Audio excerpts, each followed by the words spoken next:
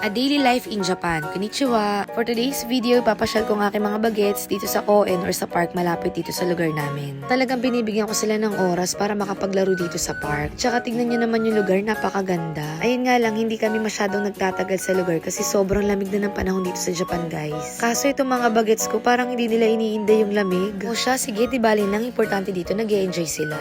At ito na nga, for the talon-talon na si ate at si Bunso. At ang nanay naman for the ngatog-ngatog na niyan sa lamig. Pero syempre, bago kami tuloy yung umalis dyan sa park, in-enjoy muna namin yung ganda ng view. Sinasamantala ko na rin tong pagkakataon na to. Dahil pag natuloy yung hinihintay ko, mag-start na rin ako magtrabaho sa pang-umaga. Imagine niyo yun guys, umaga-gabi, tapos hands-on ma'am. Sana all, diba? Anyways, after namin sa park, dumiretso naman kami dito sa Nishimatsuya or sa Rabbit Store. Hinahanapan ko sila ng mga damit pang winter. Ay shucks, lalaki nga pala yung bunso ko, bakit ito yung mga hinahawakan ko? Di bale, bawi na lang tayo ulit sa next baby. Charis.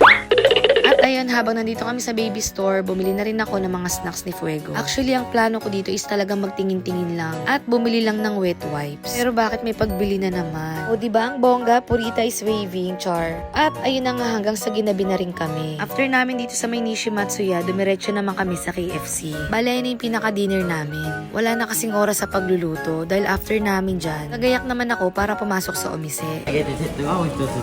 Picture daw muna sila ni Lolo KFC. At ito na nga, hanggang sa gusto daw nila ng burger. O siya, hanggang dito na lang muna tayo for today's video. Salamat sa panonood, babush!